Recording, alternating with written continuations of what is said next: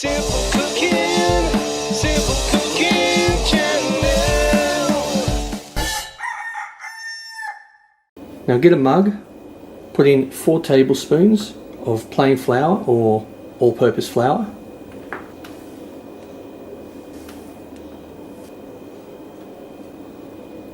Add 4 tablespoons of sugar. Now just stir the flour and sugar together a little bit. Then add 1 egg. Just give this a mix. Then add 3 tablespoons of eggnog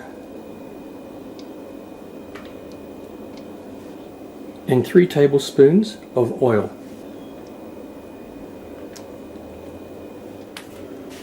I'll give this a stir.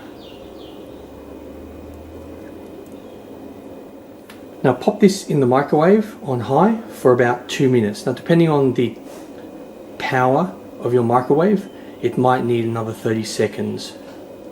Alrighty, now just whip some cream or get some whipping cream and put some over the top.